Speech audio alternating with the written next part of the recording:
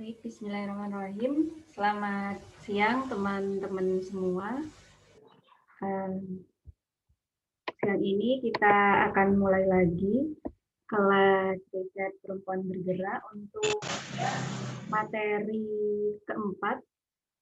Kali ini kita terkait materi wawasan. Di sini sudah hadir bersama kita fasilitator sekaligus moderator di sesi kali ini, yakni Mbak Alfiatus Soleha, Mbak Vivi, dan juga ada Mas Gufron dari Aman Indonesia selaku pemateri pada siang hari ini.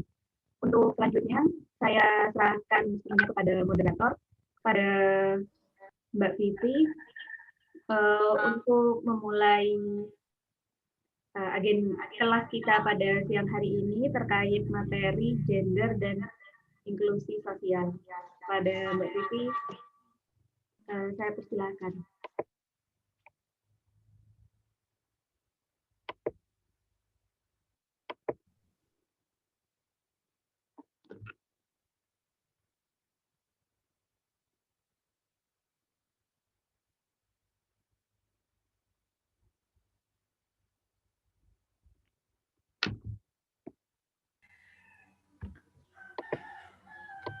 Oke, Assalamualaikum warahmatullahi wabarakatuh. Selamat siang, selamat datang dan selamat bergabung kami ucapkan pada peserta kelas riset perempuan bergerak pada siang hari ini. Nah, sebelum kita beranjak ke materi, perkenalkan saya di sini Alfiatus Soleha, atau teman-teman bisa panggil saya Vivi. Saya selaku moderator dan juga fasilitator pada siang hari ini. Sebelum kita beranjak pada materi, saya juga akan memperkenalkan sedikit mengenai pemateri kita.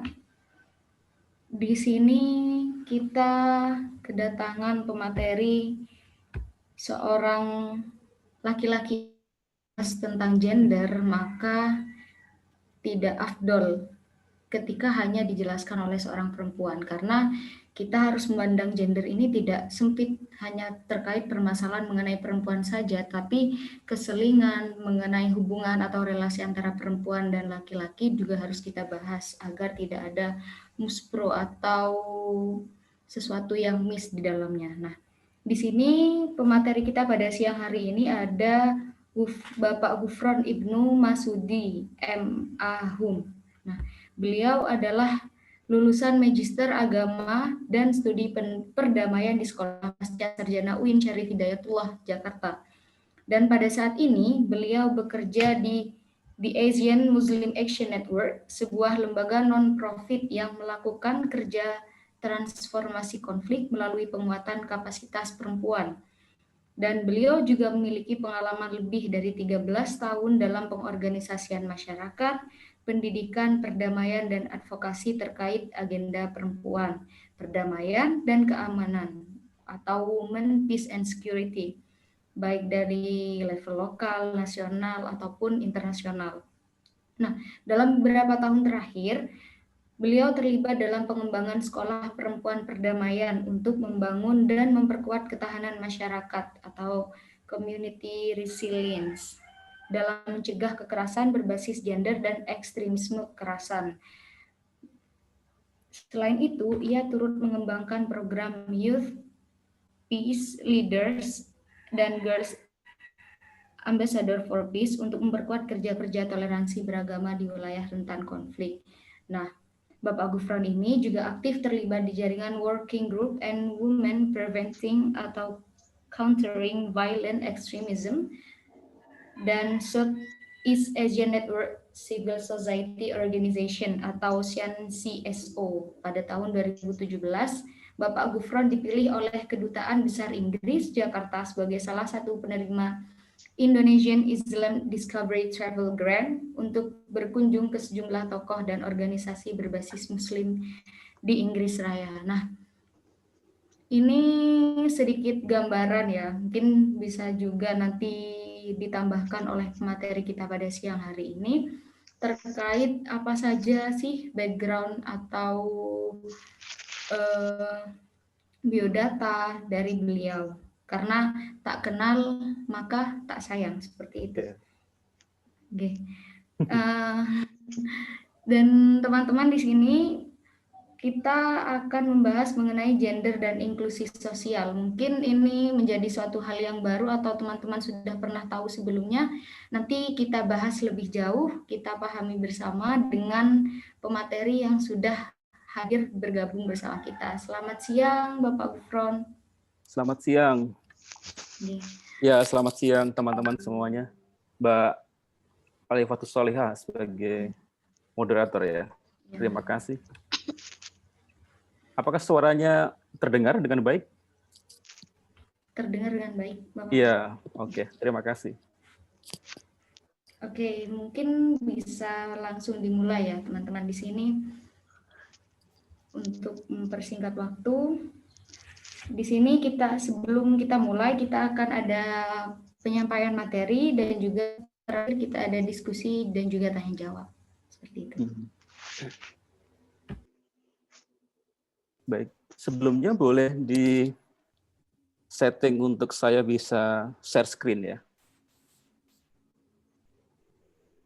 Mungkin teman-teman host dari Perempuan Bergerak sudah Bapak, sudah di setting jadi co-host di situ. Oke.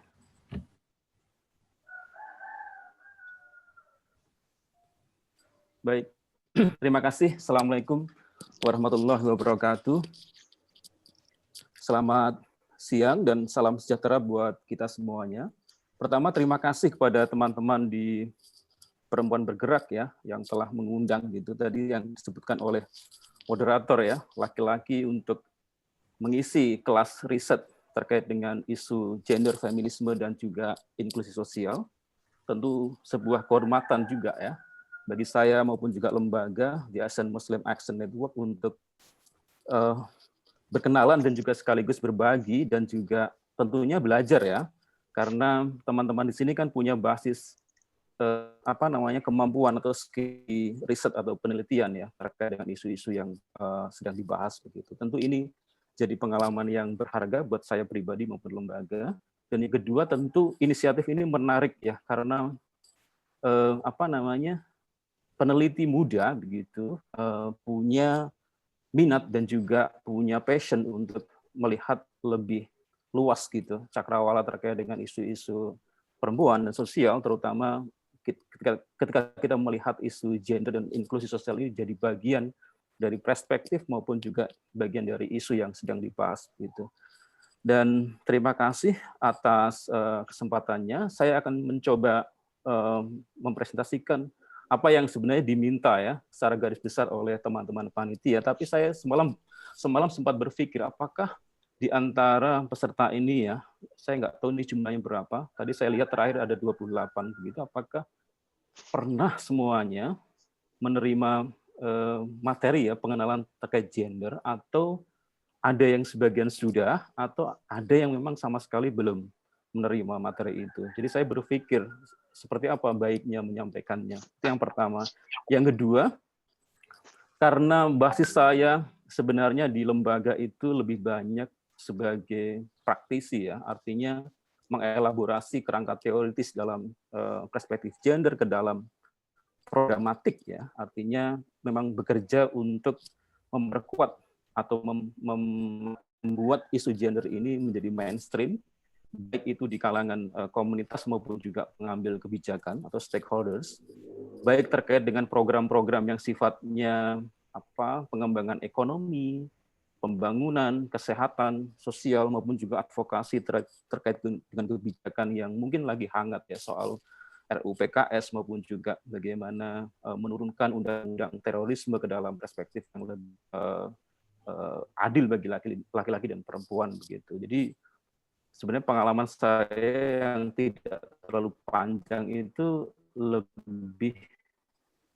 banyak sebenarnya untuk melihat situasi di komunitas atau di lapangan, katakanlah seperti itu, baik skalanya tadi yang dibilang itu di lokal atau di komunitas kecil begitu di pulau, atau di skala yang lebih naik sedikit regional ya, provinsi, kabupaten maupun di nasional, isu nasional yang makin hangat misalnya, atau isu yang memang punya terkait dengan global. Tapi saya melihat bahwa baik lokal, nasional maupun global, isu gender ini seperti apa ya, ulang-alik saja, ulang-alik gitu. Kadang ya isu global mengakomodir sebenarnya persoalan-persoalan yang ada di komunitas, dan sebaliknya juga ya, persoalan di komunitas juga nggak bisa lepas atau terkait erat dengan misalnya isu yang sangat dibincangkan atau menjadi isu bersama di tingkat lebih luas, yaitu di global maupun internasional. Jadi saya sih berharap ya ke teman-teman yang punya concern atau basis penelitian itu tidak berkecil hati misalnya untuk melihat atau mengcapture fenomena yang ada di komunitas yang memang itu bisa dibunyikan untuk melihat perspektif yang lebih luas, atau sebaliknya juga ya, bagaimana menurunkan misalnya instrumen-instrumen kunci terkait dengan isu gender itu ke dalam riset di basis begitu. Baik teman-teman, saya mungkin punya waktu tidak banyak ya untuk presentasi. Nanti kita mungkin lebih baiknya sih tanya jawab saja. Saya lebih senang misalnya kalau berkaitan langsung ya dengan apa itu proposal riset teman-teman atau concern teman-teman saat ini yang perlu kita diskusikan ya. Tentu terkait dengan isu gender dan inklusi sosial begitu. Nah ini kira-kira isi itu presentasi saya yang tidak terlalu panjang, nanti akan bicara soal konsep gender secara umum gitu, dan bentuk ketidakadilannya seperti apa yang ditimbulkan dari konsep gender itu sendiri, lalu bagaimana teman-teman feminis atau gerakan perempuan atau apa ya istilahnya civil society yang punya concern pada isu-isu perempuan atau hak perempuan itu bekerja seperti apa, dan bagaimana alat yang digunakan ya untuk melihat gender itu sendiri, relasinya dengan pembangunan, relasinya dengan isu-isu yang lain maupun juga cross-cutting isu atau gender dalam konteks yang lebih luas begitu. Dan saya kira karena kita bicara penelitian yang lebih mungkin fokus pada isu gender atau gender sebagai perspektif, mungkin kita juga bisa melihat beberapa fenomena yang mungkin dalam 5 tahun atau belakangan ini menjadi topik yang cukup hangat ya, dalam konteks hangat dibicarakan dalam konteks penelitian maupun juga advokasi. Misalnya nanti bicara soal bagaimana hubungannya gender dengan COVID-19 pandemik begitu, apakah ini punya dampak yang signifikan, dan bagaimana sebenarnya analisis gender digunakan untuk melakukan penguatan ya, terutama kelompok-kelompok yang tereksklusi atau yang banyak dilibatkan di dalam proses penguatan program gitu, maupun juga misalnya tren radikalisme yang tinggi gitu.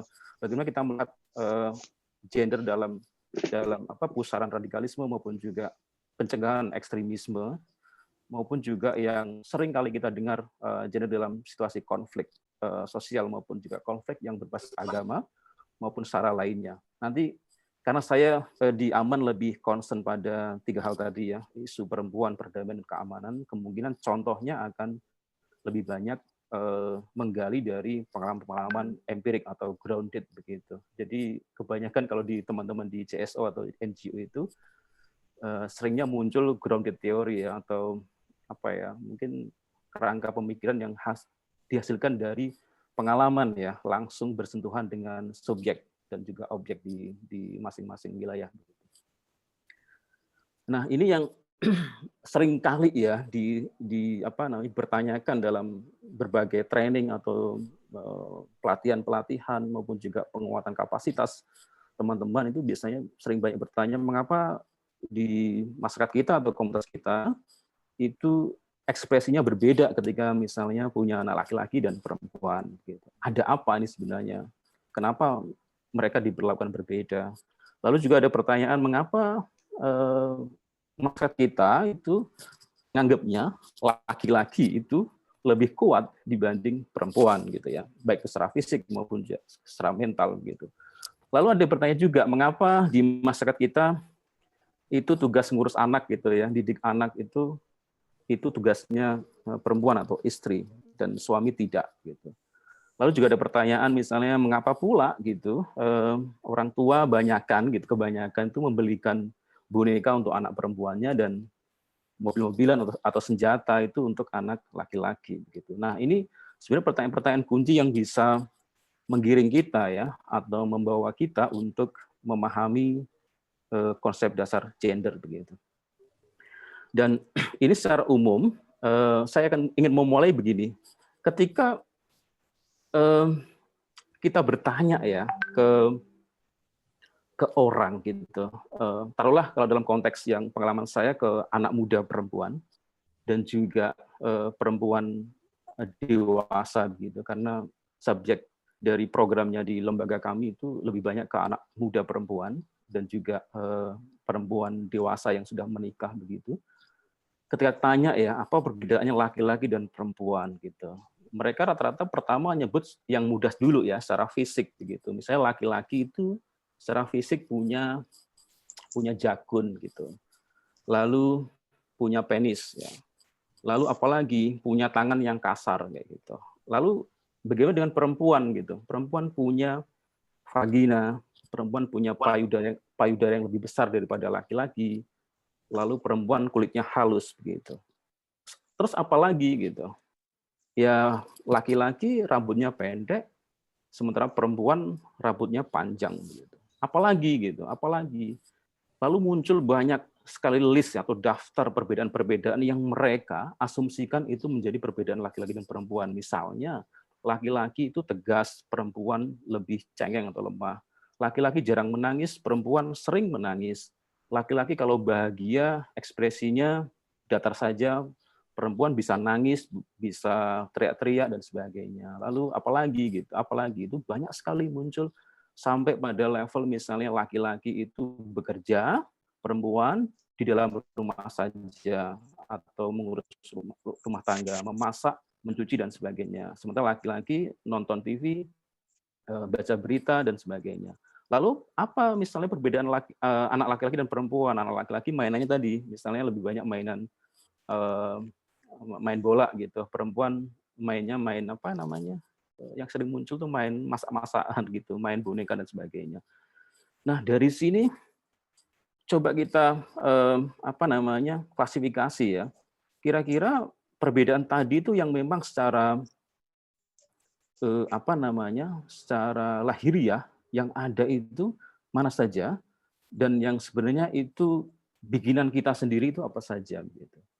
Nah, dari sana kita bisa mendapatkan beberapa klasifikasi apakah memasak itu misalnya ya, apakah saya mulai dari yang seks dulu ya. Apakah memang perbedaan laki dan perempuan itu bahwa laki-laki punya jakun, perempuan tidak? Ya, dalam konteks apa namanya? Perbedaan jenis kelamin iya. Lalu perbedaan yang lainnya misalnya laki-laki punya penis dan perempuan punya vagina. Tetapi beberapa perbedaan lain itu coba kita tanyakan lebih ulang ya, apakah memang memasak itu kodratnya perempuan, sementara bekerja di luar, bekerja di sebagai apa namanya misalnya di publik ya, kayak guru, pegawai itu kodratnya laki-laki. Nah dari sini mulai kita coba bangun ya pemahaman bahwa hal-hal yang demikian itu sebenarnya tidak menjadi kodratnya laki-laki dan perempuan karena memasak juga laki-laki bisa begitu dan perempuan juga bisa bekerja. Nah, dari sinilah sebenarnya kita menggiring ya pada pemahaman bahwa yang jenis kelamin memang itu menjadi kodrat dan lahiriah kita terima seperti sifatnya biologis ya. Yang tadi saya sebutkan kita punya laki-laki punya penis, punya jakun, punya sperma, sementara perempuan itu punya rahim, punya payudara yang lebih besar, punya alat reproduksi yang namanya vagina dan sebagainya. Itu yang tidak bisa kita pertukarkan. Nah, itulah yang disebut dengan seks atau jenis kelamin. Sementara yang bisa dipertukarkan ya fungsi-fungsi tadi misalnya laki-laki memasak itu juga bisa gitu. Perempuan juga bisa. Laki menyapu, perempuan juga bisa menyapu. Atau sebaliknya perempuan juga ada yang kekar, ada yang tegas gitu. Laki-laki juga ada yang sifatnya lebih lembut, lebih penyayang dan sebagainya. Nah, dari sinilah sebenarnya kita punya gambaran ya bahwa apa saja yang itu bisa dipertukarkan antara laki-laki dan perempuan. Nah, itulah yang disebut dengan gender. dalam konteks ini biasanya gender lebih menyebut istilahnya laki-laki dan perempuan, sementara kalau di jenis kelamin itu lebih menggunakan istilah pria dan wanita seperti itu. Nah, jadi secara umum memang gender adalah konstruksi yang dibangun oleh kita sendiri atau masyarakat kita sendiri ya terhadap penafsiran atas laki-laki dan perempuan itu dari segi sifat, fungsinya ya, maupun juga ruang lingkup dan tanggung jawabnya. Nah, dari sini sebenarnya muncul pemahaman-pemahaman yang banyak keliru ya kalau kita identifikasi di masyarakat. Seringnya bercampur aduk bahwa yang namanya masak itu ya kodratnya perempuan, padahal bukan. Dia bukan kodrat, dia bukan lahiriah bawaan Tuhan, dia hanya konstruksi masyarakat yang diturunkan secara terus-menerus melalui keluarga maupun juga melalui budaya atau kultur di masyarakatnya. Termasuk juga misalnya apakah mencari nafkah itu tanggung jawabnya suami gitu. Nah, dari sini bisa kelihatan bahwa itu konstruksi masyarakat kita bahwa seringnya gitu laki-laki diasumsikan sebagai orang yang punya karakter untuk mencari nafkah utama, sementara perempuan tidak. Baik, dari sinilah muncul beberapa cara pandang yang mungkin keliru ya atau bias ya. Mungkin bisa benar bisa salah, tapi sebenarnya ini tidak menjadi representasi dari identitas laki-laki dan perempuan. Ini contoh saja yang sering muncul ya. Laki-laki itu seperti saya dikatakan lebih banyak kalau ekspresinya itu datar-datar saja gitu. Tidak seekspresif perempuan. Jadi kalau sedih ya begini ekspresinya, terkejut ya sama gitu. Sampai bergairah atau bergembira dapat hadiah apapun ya sama gitu. Ini konstruksi yang saya kira bias ya. Sementara perempuan ekspresinya multi ya, digambarkan ekspresinya macam-macam, mulai dari sedih, terkejut, marah, gembira begitu. Nah, ini cara pandang yang terlalu mengkonstruksi sesuatu yang bias, yang konsepsinya keliru begitu. Padahal ya sebenarnya laki-laki ya ekspresinya macam-macam, sama juga ya. Ada juga perempuan yang ekspresinya juga sangat terbatas gitu, mungkin hampir datar dan sebagainya. Dan dari cara pandang yang dipengaruhi oleh konstruksi sosial yang tadi itu menyebabkan adanya sifat, fungsi dan ruang lingkup tanggung jawab yang membedakan perempuan dan laki-laki. Ya. Digambarkan bahwa di dalam masyarakat kita itu seolah yang punya sifat feminim itu ya perempuan, laki-laki tidak. Gitu. Padahal laki-laki juga banyak yang punya sifat feminim ya, lembut, pengasih kan gitu ya. Feminim lebih lembut, pengasih, mudah empatik gitu, mudah meresapi, lebih banyak mendengar. Sementara banyak juga perempuan yang punya sifat yang maskulin, lebih tegar, lebih ekspresif, apalagi lebih kuat gitu. Juga punya karakter-karakter yang memang dia punya ketegasan yang sangat cukup untuk menjalani kehidupan dan sebagainya. Lalu dari sisi fungsinya gitu, perempuan dianggap punya fungsi reproduksi, ya dia dari melahirkan sampai menyusui, lalu laki-laki hanya dianggap yang punya fungsi produksi, ya, misalnya lebih produktif dalam bekerja dan sebagainya. Padahal perempuan juga memiliki ya fungsi produksi yang cukup bisa dilihat faktanya dalam konteks ini gitu. Lalu dari sisi ruang lingkup ya, perempuan dianggap lingkupnya hanya domestik, yaitu rumah tangga gitu. Dan sementara laki-laki itu publik, keluar rumah gitu. Sehingga dari sini banyak istilah domestifikasi perempuan gitu.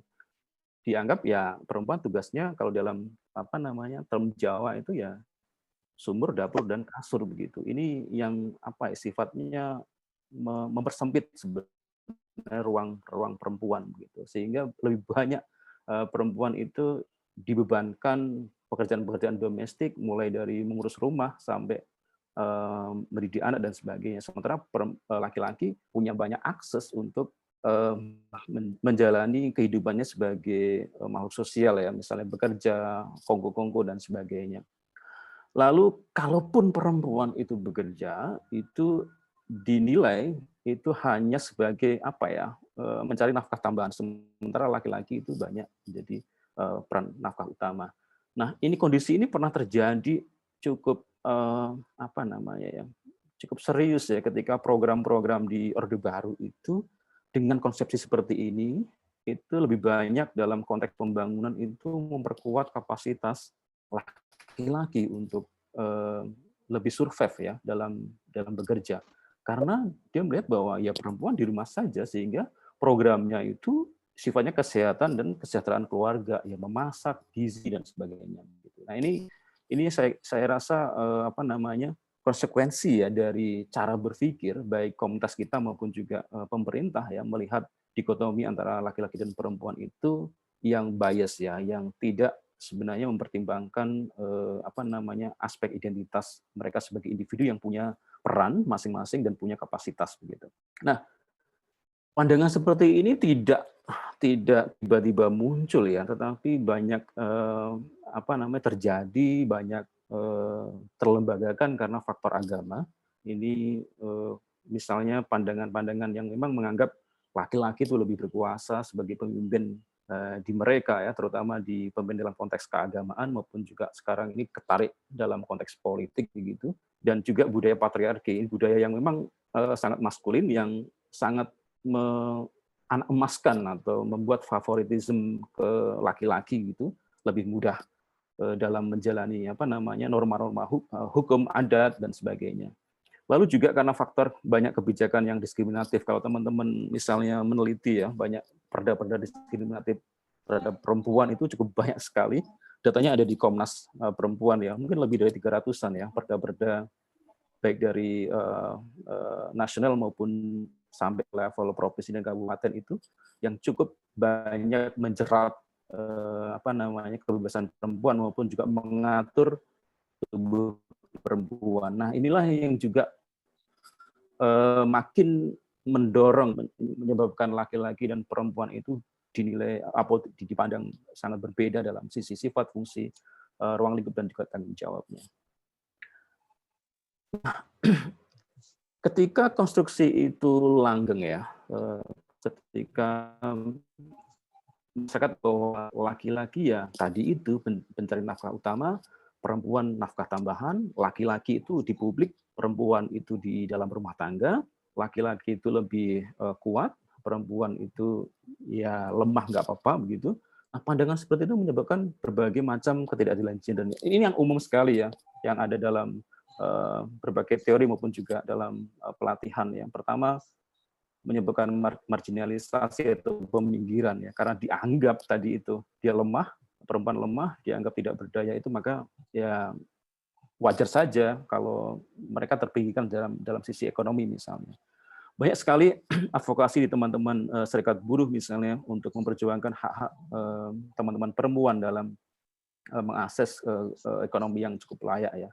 Dan juga beberapa teman-teman juga mengadvokasi bagaimana sebenarnya kerja-kerja domestik ya yang dilakukan oleh perempuan itu juga harusnya dipandang sebagai bagian untuk memperkuat sebenarnya pekerjaan di ranah publik. Jadi istilahnya yang sebenarnya nggak ada pembedaan antara domestik dan juga publik. Gitu.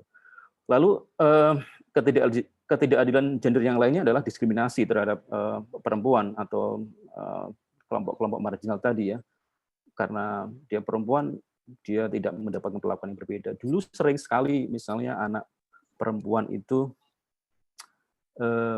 dikalahkan oleh anak laki-laki dalam konteks misalnya mengakses pendidikan ya. Jadi banyak sekali kan dituturkan dari pengalaman orang tua kita, kalau anak perempuan ya sudahlah cukup saja sampai SMA misalnya, yang kuliah yang cowok saja, karena cowok dianggap sebagai tadi kepala rumah tangga dan pemberi nafkah utama. Padahal sekarang konteksnya sudah berbeda, seharusnya juga laki-laki dan perempuan punya hak maupun akses yang sama begitu. Lalu bentuk yang lain itu adalah kekerasan terhadap perempuan ya. Dan juga beban ganda. Beban ganda ini anggap wilayahnya itu domestik ya. Maka dia menjadi tulang punggung apa namanya pengelolaan dalam rumah tangga, itu baik yang secara normal maupun yang tidak normal. Artinya begini, dalam situasi yang tidak normal seperti yang saat ini ya, COVID-19 misalnya, kan banyak sekali beban misalnya mendidik itu kan dibebankan pada perempuan dibandingkan pada laki-laki. Nah, sehingga melebihi porsi sebenarnya kekuatan dia ya dalam melakukan pelayanan di dalam keluarga. Mungkin ada istilah juga kan yang umum di masyarakat itu ya, tugas istri itu mulai dari matahari terbit sampai terbenamnya mata suami. Itu kan istilah yang apa ya, itu yang baku di masyarakat kita, bahwa mereka siap melayani setiap saat begitu. Artinya dia apa ya, bekerja luar biasa tangguh gitu dalam keseharian dia, meskipun sebenarnya itu beban ganda yang luar biasa bagi perempuan. Lalu subordinasi dianggap orang yang kedua. Ini sering sekali dalam konteks-konteks pengambilan keputusan tuh perempuan cukuplah diwakili oleh suaminya saja, cukuplah diwakili oleh anak laki-lakinya saja. Sementara identitas dia sebagai perempuan tuh sepertinya tidak pernah terakomodir ya, atau direkognisi dalam proses-proses pengambilan kebijakan. Dan juga yang terakhir adalah stereotyping atau pemberian cap yang seringnya negatif terhadap perempuan, ketika misalnya keluar malam gitu, selalu dianggap misalnya pekerja malam, padahal dia bekerja. Ya, karena tadi itu impact dari domestifikasi perempuan, seolah-olah yang memang keluar itu adalah harusnya laki-laki, bukan perempuan gitu. Dan stereotip lainnya yang sering kali disasarkan kepada perempuan. Saya mendampingi beberapa kelompok perempuan di Jakarta terutama yang dari sisi sosial itu tantangannya cukup besar begitu. Setiap kali mereka punya usulan yang kritis ya terhadap isu-isu lingkungan, itu klaim pertama atau yang muncul pertama dari stakeholders laki-laki ya di pemerintahan itu adalah menganggap mereka itu lewat dan melawan gitu. Stereotipnya seperti itu. Ketika mereka menyampaikan pendapatnya, ingin meraih hak-haknya, itu selalu dicap sebagai orang yang melawan dan juga cerewet. Nah, ini juga di banyak kasus terjadi ya. Bagaimana perempuan itu ketika seolah menjadi kontestan ya dalam konteks misalnya pemilihan kepala desa yang perempuan, dianggap juga sama, dia nggak mampu begitu. Karena apa? Ya, secara biologis, misalnya perempuan punya masa haid ya 7 hari, lalu nanti melahirkan ada waktu nifas dan sebagainya, itu dianggap itu waktu yang tidak produktif bagi dia untuk misalnya memimpin. Sehingga dalam konteks ini, dalam cara pandang kebanyakan laki-laki itu menilai bahwa ya sebaiknya laki-laki yang punya waktu cukup banyak dan punya daya energi yang luar biasa begitu. Nah, ini yang melihat secara bias, dan itu menjadikan perempuan tentu saja itu sulit sekali mengakses ke dalam lingkup misalnya politik dan sebagainya. Lalu ini yang ya dari pengalaman yang coba saya rangkum ya dari berbagai kerja-kerja dengan lembaga-lembaga feminis atau lembaga-lembaga yang memperjuangkan hak-hak perempuan ya dalam konteks pembangunan maupun juga lainnya.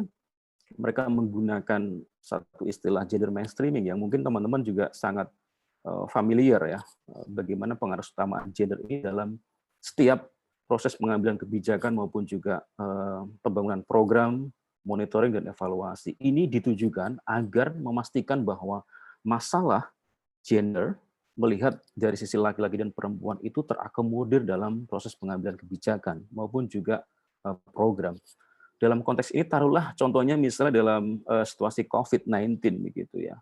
Bagaimana seharusnya pemerintah juga merespon isu ini tidak kebiah-biah ya, tidak mengeneralisir semua persoalan ya. Harusnya melihat mana sih sebenarnya kebutuhan yang menjadi persoalan utama laki-laki dan perempuan, juga anak-anak, maupun juga kelompok-kelompok disabilitas, kalau kita bicara soal inklusi ya, tentu sangat berbeda. Maka cara penanganannya harusnya berbeda dong. Ya, budgetnya juga harus berbeda. Gitu. Program-program bantuan langsung dan tidak langsung juga harus berbeda, tidak bisa disamaratakan. Termasuk juga dalam implementasi melakukan monitoring dan evaluasinya juga mempertimbangkan aspek-aspek itu. Maka ini sering digunakan dalam konteks untuk mengadvokasi sebenarnya isu-isu perempuan dalam konteks cross cutting ya, entah itu ekonomi, sosial, budaya, teknologi, gender dan sebagainya. Nah, yang kedua yang sering terjadi ini juga yang saya lakukan di lembaga itu adalah memperkuat daya kritis dan juga memperkuat atau memperbanyak istilahnya affirmative action atau tindakan afirmasi yang memang porsinya lebih banyak untuk perempuan yang selama ini tertinggal maupun juga kelompok-kelompok minoritas atau lebih tepatnya sih kelompok yang mengalami minoritisasi karena agamanya berbeda, dianggap sesat misalnya, dianggap tidak sejalan dengan agama yang mainstream, atau kelompok-kelompok difabel yang selama ini juga jarang mendapat perhatian atau porsi untuk berpartisipasi dalam pembangunan. Nah, ini dalam konteks untuk mengejar ketertinggalan. Makanya sering sekali teman-teman feminis atau lembaga-lembaga CSO yang bekerja untuk isu perempuan lebih banyak memang mengalokasikan ya anggaran, entah itu program maupun juga kebijakan internal lembaga itu untuk memperkuat aspek tadi ketertinggalan, untuk mengejar ketertinggalan perempuan. Halo Mbak Moderator, saya kemarin bilang ke teman panitia kalau azan saya akan break dulu karena kenceng banget. Rumah saya dekat sekali dengan musola dan mohon izin untuk break dulu boleh ya, 5 atau 10 menit. Nanti saya lanjutkan lagi. Terima kasih. Sama-sama.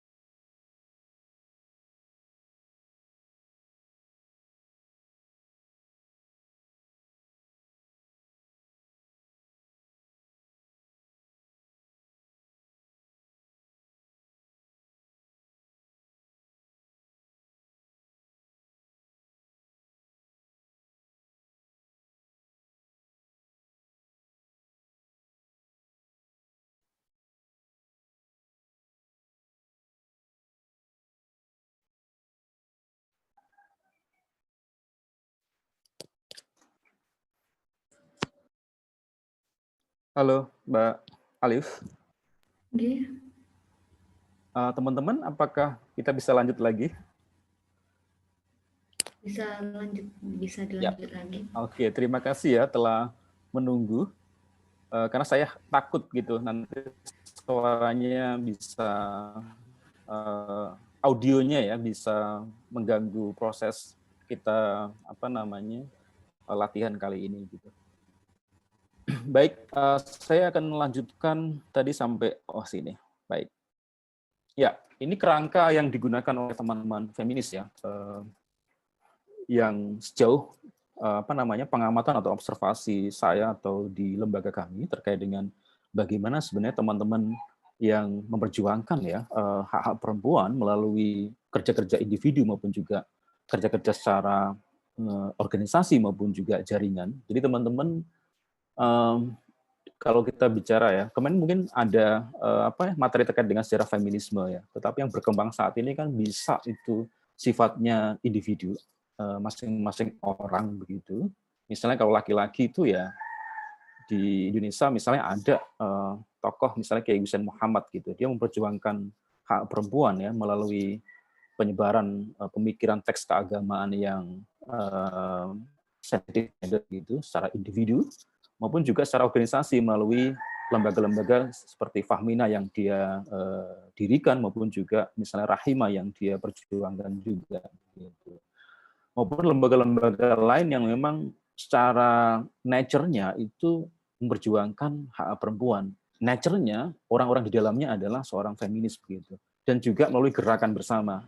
Teman-teman tidak merasa bahwa dengan individu dan organisasinya itu cukup ya untuk memperjuangkan kesetaraan, maka mereka butuh yang namanya gerbong yang lebih luas atau yang disebut dengan jaringan atau gerakan itu dalam konteks untuk makin membuat isu gender mainstreaming ke dalam setiap lini di komunitas maupun di regional maupun di berbagai lembaga-lembaga yang ada di sekitar mereka itu menjadi arus utama, menjadi perhatian utama.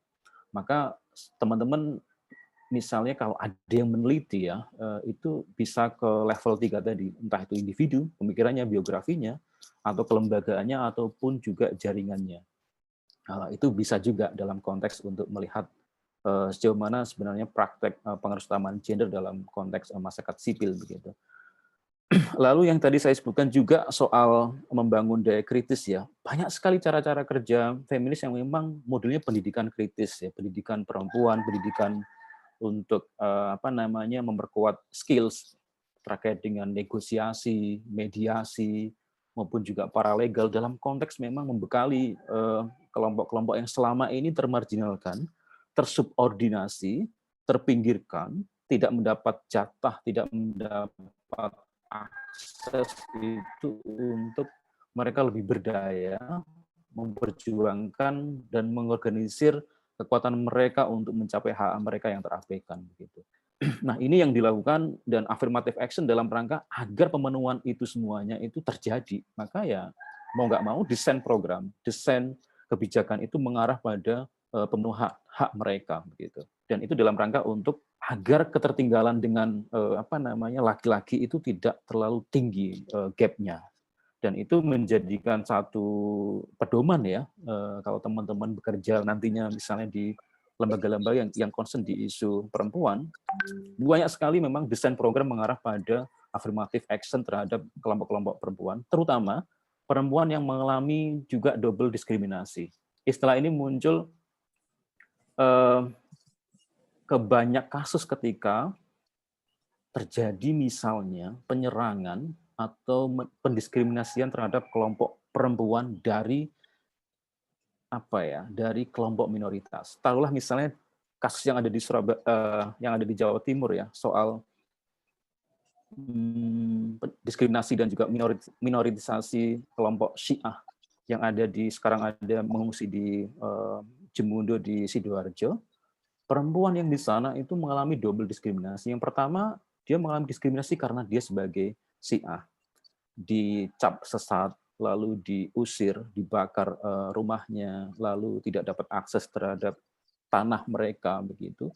Dan kedua, dia double juga karena di dalam leadership di Syiah sendiri tidak mengenal organisasi perempuan Syiah. Sehingga suara-suara mereka atau kebutuhan mereka itu jarang sekali terakomodir di dalam kelompok mereka sendiri. Ini hasil pendampingan kita selama hampir mungkin 7 atau 8 tahun melihat bahwa ini agak sulit sekali ketika kita bicara soal memperkuat daya kritis mereka ketika memang dalam struktur di dalam organisasi sendiri itu memang ada praktek tadi ya, peminggiran atau tidak banyaknya perempuan dalam mengakses misalnya pengambilan keputusan dan sebagainya. Lalu yang kerangka yang lain adalah melihat bahwa ya ranah domestik itu ya harusnya terbuka untuk publik gitu, tidak ada batasannya. Harusnya kekerasan dalam rumah tangga itu ya bukan domestik, itu publik, harusnya dibawa ke dalam publik bahwa itu bukan tabu, itu harus dilapor.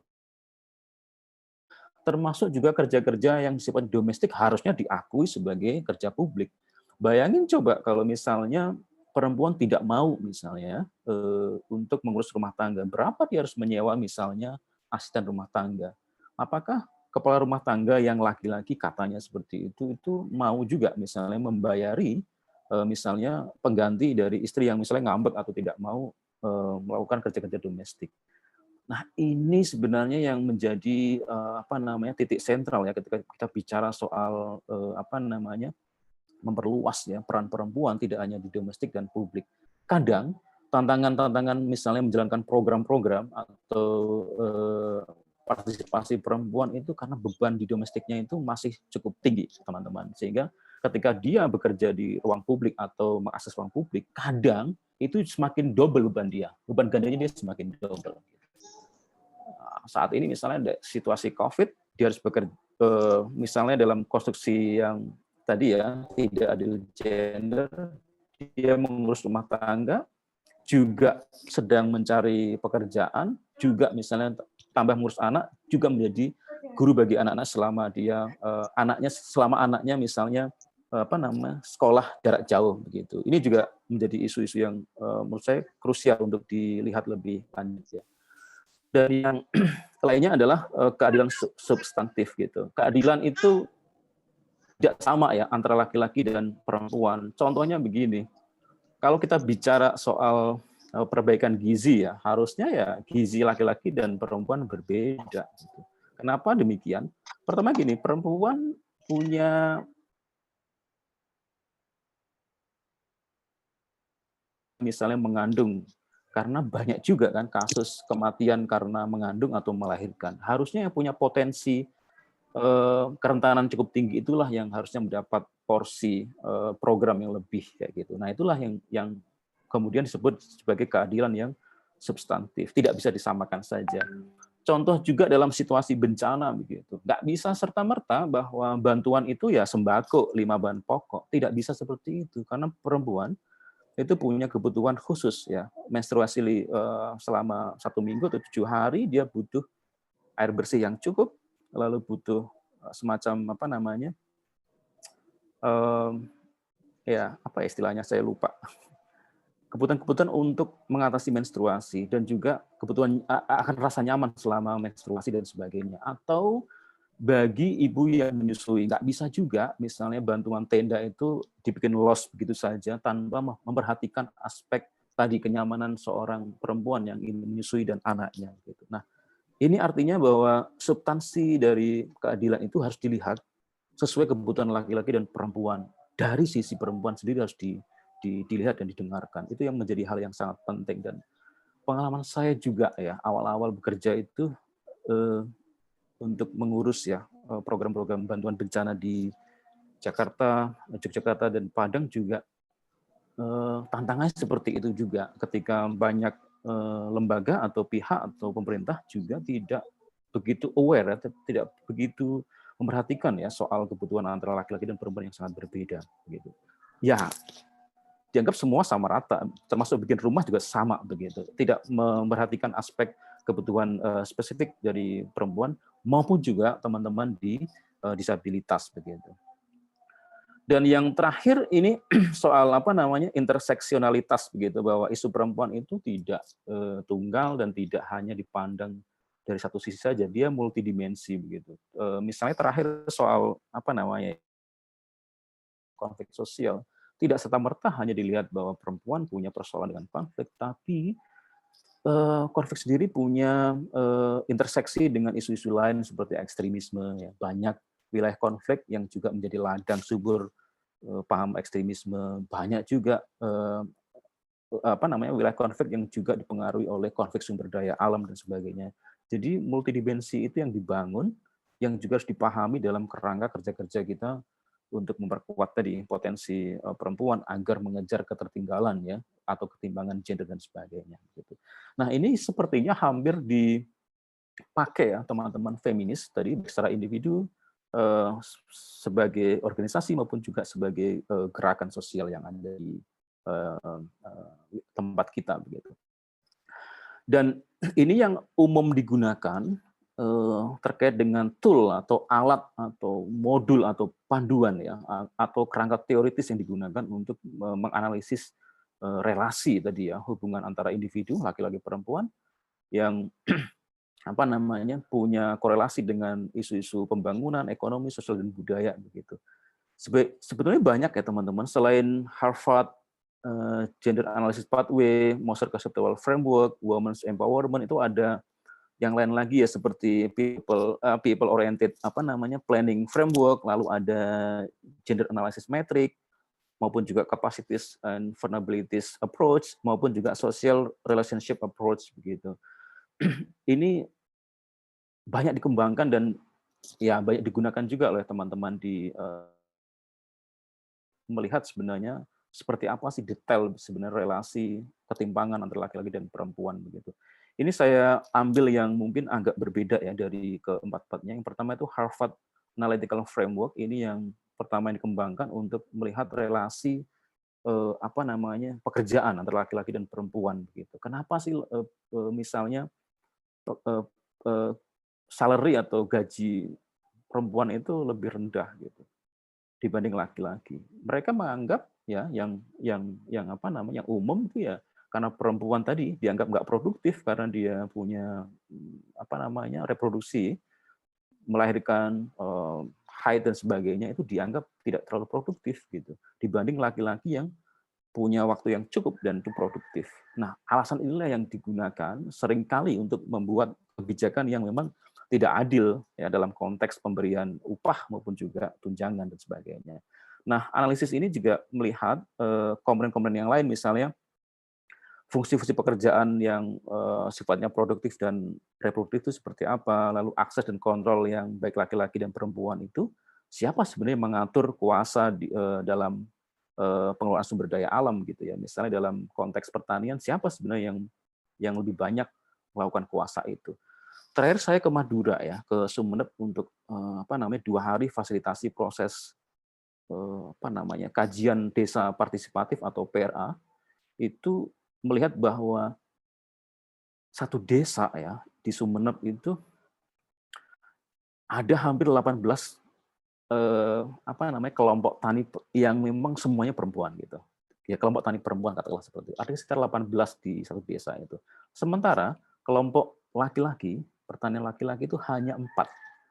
Tetapi yang menentukan ya proses produksi, yang menentukan juga proses capacity building bagi petani, ya, bantuan dan sebagainya itu semuanya full dikontrol oleh kelompok-kelompok laki-laki yang jumlahnya 4 begitu. Ada apa sebenarnya di balik ini? Nah itu yang dilihat. Saya menggunakan analisa ini ya untuk melihat kenapa sampai demikian terjadi. Kuasa seperti apa yang dikontrol oleh kelompok laki-laki, secara jumlah dia sedikit tetapi bisa mengontrol ya pengaturan sumber daya di di tingkat pengaturan misalnya bibit ya, pengaturan pairan dan sebagainya begitu. Lalu faktor yang memengaruhinya apakah memang itu didasarkan atas karena kelompok dia itu laki-laki atau perempuan, itu yang juga perlu kita lihat. Ini yang bisa digunakan ya teman-teman untuk menganalisis gender begitu. Lalu ada gender analysis pathway, ini yang dikembangkan oleh Kementerian Pemberdayaan Perempuan dan Perlindungan Anak Indonesia untuk tujuan agar konsep pembangunan ya itu mempertimbangkan aspek tadi gender analysis gitu, atau mempertimbangkan bagaimana kebutuhan laki-laki dan perempuan secara berbeda untuk pembangunan. Nah, komponen utamanya ya akses, partisipasi, kontrol, dan manfaat gitu. Bagaimana melihat perempuan itu mengakses sumber daya yang ada dibanding laki-laki seperti apa. Lalu partisipasi perempuan ya, melihat bagaimana knowledge atau pengetahuan dia, lalu skill dia maupun juga praktek-praktek dari yang selama ini terjadi itu seperti apa dalam konteks partisipasinya. Apakah itu sangat rendah atau tinggi? Kalau kita melihat dari sisi misalnya konteks yang lain ya, politik kan itu cukup rendah dan memprihatinkan ya ketika partisipasinya itu dianggap hanya pelengkap atau ya kamuflase saja ya. Seolah-olah kalau sudah 30% itu sudah memenuhi partisipasi begitu. Ini kan seperti apa ya? Partisipasi yang malas lah katakanlah, yang memang tidak aktif untuk bergerak begitu.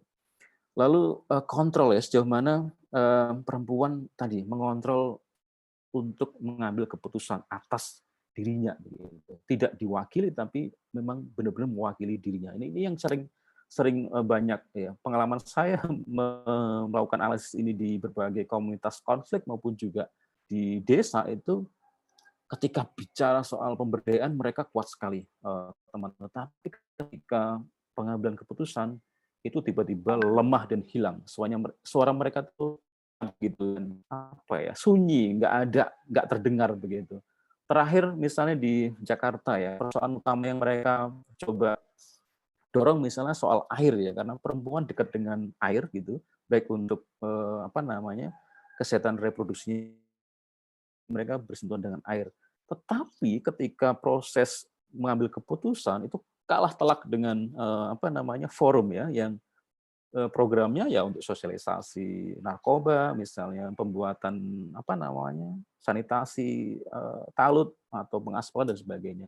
Jadi masih kalah. Jadi PR-nya masih banyak ya bagaimana mendorong perempuan juga bisa mengontrol untuk pengambilan kebijakan. Maka program-program afirmatif yang tadi saya sampaikan itu banyak sekali mendorong perempuan aktif terlibat di dalam misalnya musrembang, baik di tingkat desa, kecamatan maupun kabupaten. Itu yang menjadikan mereka alat atau media untuk menuju bagaimana kebutuhan perempuan itu terakomodir dalam proses pengambilan kebijakan. Dan manfaatnya tentu saja bagaimana pembangunan itu bisa diambil manfaatnya oleh laki-laki dan perempuan secara berbeda. Seperti apa itu yang perlu juga dilihat ya. Lalu yang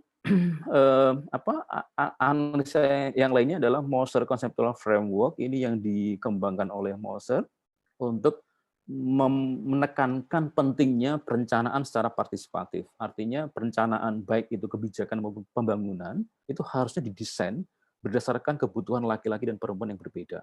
Nah ini ya tujuannya tak lebih agar apa yang mereka rasakan, kebutuhan mereka itu sampai ke mereka kembali. Gitu. Tidak kemudian berbelok kemana-mana ya, apa yang mereka perjuangkan itu berbelok karena tidak sesuai dengan kebutuhan laki-laki, perempuan maupun juga kelompok-kelompok yang misalnya disabilitas dan juga minoritas begitu. Lalu yang terakhir itu Women's Empowerment, ini dari Longway yang secara spesifik analisis konsep pemberdayaan perempuan. Jadi kalau yang Harvard tadi relasi pekerjaan, gender analysis pathway untuk melihat kebijakan yang sensitif gender, lalu Moser melihat perencanaan partisipatif, yang Longway ini lebih menekankan pada aspek bagaimana pemberdayaan perempuan dianalisis atau dilihat ya dalam konteks untuk melihat kuasa ya laki-laki dan perempuan seperti apa. Nah, komen utamanya tentu di sini ada kuasa kontrol, partisipasi, kesadaran akses, ini hampir sama, tapi memang dilihat ini dalam konteks untuk melihat desain pemberdayaan perempuan ya, juga termasuk isu-isu perempuan untuk melihat sejauh mana program ini juga mencapai atau mengakselerasi tujuan-tujuan utamanya. Nah ini yang bisa dipakai ya dalam konteks-konteks isu-isu perempuan maupun juga terkoneksi dengan isu-isu yang lainnya. Lalu dalam perkembangannya ya, misalnya di Working Group on Women and PCV yang saya ikuti, ini sebuah jaringan masyarakat sipil dan pemerintah yang bekerja untuk memperkuat peran perempuan dalam pencegahan ekstremisme. Ketika menggunakan analisis gender ini, itu tidak semuanya bisa terakomodir karena ada kebutuhan khusus ya. Persoalan kekerasan berbasis gender dalam konteks ekstremisme itu ternyata setelah digunakan atau dianalisis menggunakan framework ini itu tidak sepenuhnya tercapai, sehingga teman-teman di gerakan working group ini membuat terobosan ya untuk membangun satu analisis baru gitu, memodifikasi agar kebutuhan analisis terkait dengan perempuan, laki-laki, dan anak-anak dalam konteks radikalisme itu bisa berkembang. Sayangnya bukunya belum jadi, baru draftnya, sehingga saya belum berani untuk berbagi ke teman-teman semuanya. Dan seperti yang tadi saya sampaikan, kalau terkait dengan isu gender dan juga isu-isu yang cross cutting ya, atau yang berkaitan satu sama lain dengan isu perempuan itu cukup banyak. Cuman untuk pada kesempatan kali ini saya ingin berbagi 3 hal saja. Yang pertama soal gender dan COVID-19 ini yang saat ini masih berlangsung ya, dan itu cukup mengguncang ya aspek lini kehidupan, tidak hanya laki-laki dan perempuan, tapi juga banyak pihak ya, perusahaan, kelompok-kelompok keagamaan dan sebagainya. Ini saling saling berkelindan satu sama lain, tetapi secara spesifik saya coba merangkum dari berbagai diskusi di teman-teman feminis atau teman-teman gerakan itu, setidaknya gender ini punya COVID-19 ini punya dampak yang bergender ya, artinya ada kesenjangan di sana, ada diskriminasi di sana terkait dengan misalnya respon maupun juga dampak dari COVID itu sendiri ya. Kalau dalam catatan dari Komnas Perempuan maupun juga Kementerian Pemberdayaan Perempuan itu kenaikan jumlah kasus gender based violence atau kekerasan berbasis gender itu cukup drastis ya, lebih dari 200% jumlah kenaikannya, dan itu diprediksi akan selalu bertambah bahkan nanti pasca COVID-19 gitu. Ini cukup memprihatinkan, sementara beberapa elemen kunci ya untuk penanganan terkait dengan domestic violence ini, dananya gitu katakanlah itu cukup berkurang karena terkuras untuk penanganan sifatnya responsif COVID-19 ya, misalnya untuk alat kesehatan, untuk sosialisasi, untuk pembelian bantuan-bantuan yang sifatnya basic food program ya, sembako dan sebagainya begitu. Lalu beban domestiknya makin nambah. Tadi saya sampaikan gitu. Selama ini mungkin mereka menyiapkan segala kebutuhan di rumah tangga, tetapi sejak COVID ini ketika work from home itu banyak beban yang muncul. Dia harus bekerja di rumah, juga harus menyiapkan banyak kelengkapan, juga harus menjadi pendamping anak-anaknya ketika sekolah. Kebanyakan seperti itu. Jadi survei yang dilakukan teman-teman juga ingin menyoroti hal seperti itu. Apakah beban ini cukup tinggi apa tidak? Tapi dari FGD awal yang dilakukan di bulan Juli kemarin yang saya ikuti itu, hampir dari perwakilan lembaga-lembaga ya feminis dan lembaga-lembaga perempuan di 34 provinsi itu melaporkan terjadinya hal yang demikian, bahwa kelompok-kelompok sasaran mereka itu mengalami double domestic, pekerjaannya double begitu, makin banyak makin berat gitu.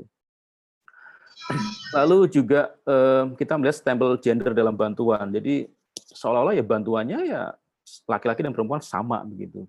Padahal harusnya kan ada data terpilah agar kita tahu sebenarnya tingkat kerentanan itu siapa yang paling tinggi gitu. Misalnya perempuan lansia itu cukup tinggi, atau kelompok disabilitas itu juga sangat tinggi sekali, atau juga orang yang hidup di lingkungan yang sangat rawan gitu, atau tidak dapat akses bantuan sama sekali, atau yang terpinggirkan, itu juga menjadi yang paling membutuhkan. Harusnya bantuan itu juga melek gender gitu, harusnya punya persepsi bahwa kebutuhan itu berbeda. Lalu terjadi juga krisis laki-laki ini karena konstruksinya tadi ya, laki-laki itu dianggap superior, kuat gitu, mencari nafkah utama. Ketika COVID-19 banyak yang depresi karena PHK, Ya, dia merasa harus superior di tengah krisis, dan juga satu hal lagi ya soal gaya hidup ya. Laki-laki yang di masyarakat patriarkis kan memang seperti dibolehkan ya untuk keluar rumah, nongkrong dan sebagainya, sementara perempuan tidak. Makanya jumlah yang meninggal gitu oleh COVID-19 itu kebanyakan laki-laki begitu. Lalu ada juga krisis kepemimpinan laki-laki gitu. Ini mungkin saya nggak tahu ini apakah bisa dijadikan satu bukti ya ketika penanganan di mana presidennya itu perempuan ya seperti di Selandia Baru itu lebih efektif dibanding beberapa negara yang dipimpin oleh laki-laki. Tapi ini perlu juga didalami begitu ya. Dalam konteks ini, apakah di masing-masing wilayah di negara kita, misalnya di mana bupatinya atau gubernurnya perempuan itu lebih baik apa tidak? Kita bisa mengkomparasi itu. Lalu pentingnya menakar kembali inklusi gender dalam respon konflik gitu. Kita tidak serta-merta ya harus diem gitu ketika COVID ini berlangsung dan seolah tidak ada isu yang berdampak gender gitu, terutama pada perempuan dan juga kelompok minoritas. Maka penting sekali ya membuat semacam survei atau kajian ya yang rutin, termasuk juga monitoring bagaimana sebenarnya program kebijakan baik oleh pemerintah maupun masyarakat sipil itu sudah inklusi atau belum gitu, sudah melibatkan kelompok laki-laki, perempuan dan anak atau belum, atau program ini masih situasinya masih timpang gitu ya, masih bias atau timpang gender seperti itu. Nah ini juga penting dilihat dari sisi misalnya bagaimana pendidikan selama COVID-19, bagaimana penyuluhan apakah itu juga sudah menyasar ke kelompok-kelompok yang rentan, maupun juga apakah layanan kesehatan itu juga bisa diakses oleh laki-laki, perempuan, maupun disabilitas, maupun juga layanan-layanan terkait dengan psikologi, healing, trauma, stres, dan sebagainya, apakah itu juga diberikan oleh negara. Itu penting sekali agar proses penanganan COVID ini itu lebih responsif gender, lebih responsif terhadap kebutuhan-kebutuhan laki-laki, perempuan, kelompok difabel yang berbeda-beda tadi. Tentu teman-teman bisa menambahkan ya analisis-analisis terkait dengan isu gender dalam COVID-19. Lalu yang lain adalah konflik sosial. Ini yang sering terjadi dan selalu berulang-ulang meskipun konflik di negara kita itu sifatnya eskalasinya nggak terlalu besar tapi rutin terjadi ya. Mungkin besarnya tahun 1998 sampai tahun 2002 ya di Kalimantan, di Poso dan di Ambon begitu. Nah, dari fakta di lapangan itu rata-rata ya angka kekerasan terhadap perempuan itu tinggi dalam situasi pasca konflik begitu. Karena apa ya? Karena dulunya laki-laki yang berperang itu ketika sudah nggak ada perang, nggak ada konflik, nggak ada pembunuhan, nggak ada kekerasan itu melampiaskan ya misalnya kehilangan pekerjaan, stresnya mereka itu terhadap orang yang ada di rumahnya mereka. Makanya ada istilah konflik itu ya bertransformasi dari halaman rumah menjadi ke dalam rumah gitu, dari dia face to face dengan laki-laki menjadi berhadapan langsung dengan perempuan atau anak-anaknya mereka. Dan saya masih ingat juga tahun 2017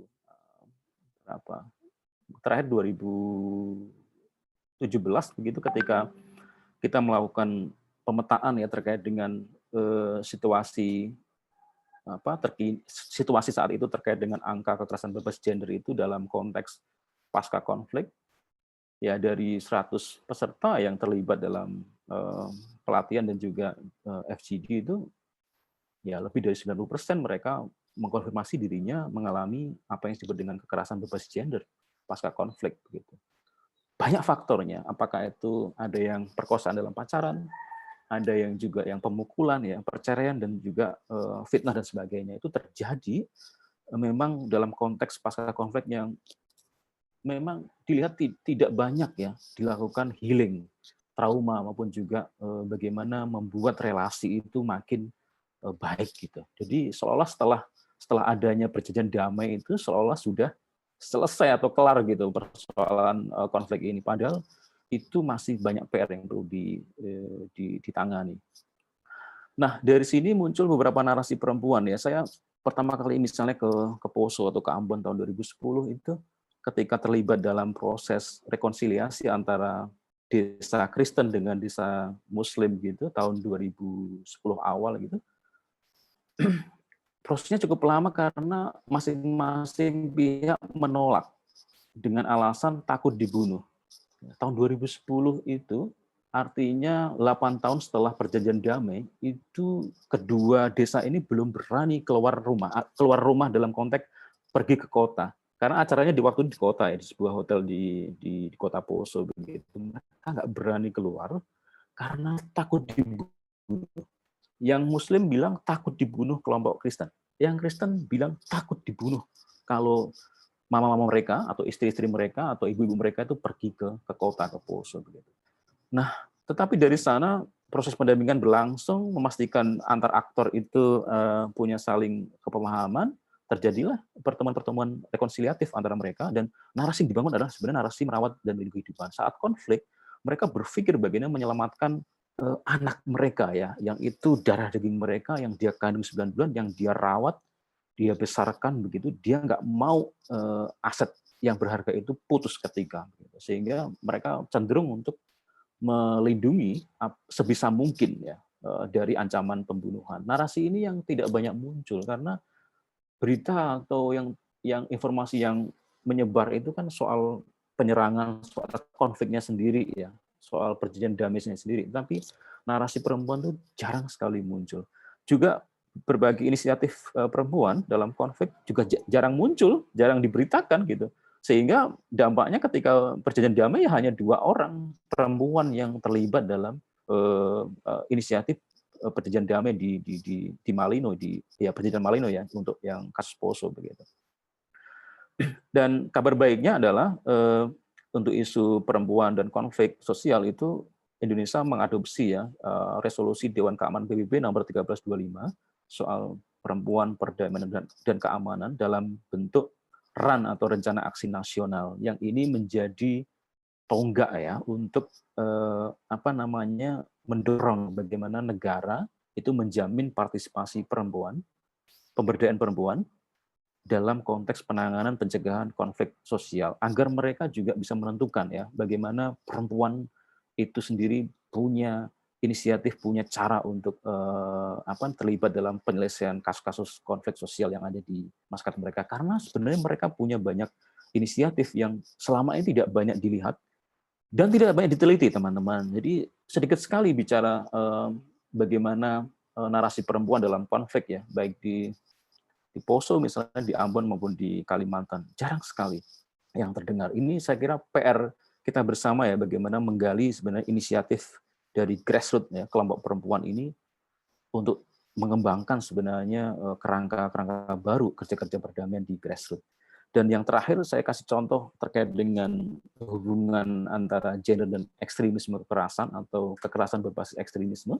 Ini yang banyak sekali dalam konteks 5 tahun terakhir dibicarakan, karena dari misalnya tahun 80-an sampai 2017 aktor kunci misalnya terorisme itu kan laki-laki. Baru muncul kan 2018 kan, ketika Dian Novi itu ditangkap karena mau ngebom istana pakai bom panci gitu. Nah, setelah itu banyak sekali kasus-kasus terorisme yang melibatkan kelompok perempuan. Ini karena konstruksi gender yang dipakai kelompok teroris itu sangat negotiable ya. Contohnya begini, 2014 kalau kita membaca majalah Dabik ya, majalahnya ISIS gitu, kelompok Islamic State di Syria dan Irak waktu itu sangat ketat sekali bicara soal jihad ya. Dalam pandangan mereka jihad ya hanya untuk laki-laki, perempuan itu jihadnya yang lain, misalnya menjadi budak seksual gitu. Sehingga banyak sekali perempuan-perempuan dari Asia dan juga Eropa yang berbondong-bondong ke ISIS untuk berjuang bersama ISIS, tapi melalui pelayanan seksual, menjadi budak seksual bagi pasukan ISIS di sana.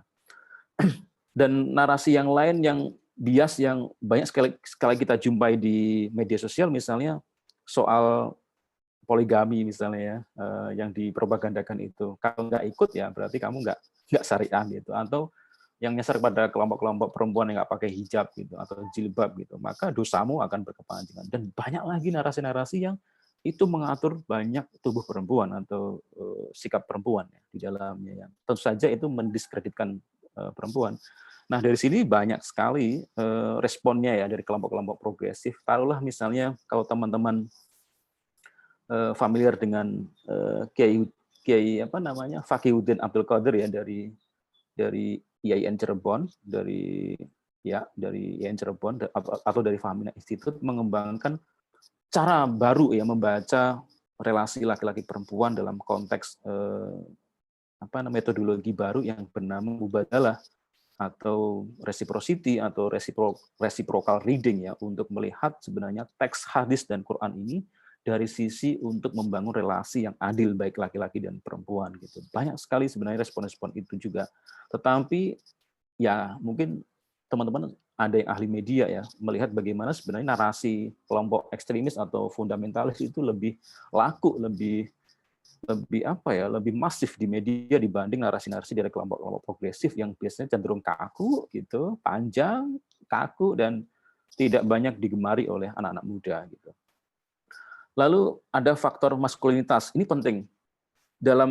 Misalnya dalam film Jihad Selfie ya, ada satu anak namanya Akbar itu ingin gabung ISIS bukan karena ideologi, tetapi karena ingin tampil keren di Facebook dengan memegang AK-47 ya atau senjata yang banyak digunakan oleh pasukan ISIS gitu. Dengan traveling ke Syria dan ke Irak gitu.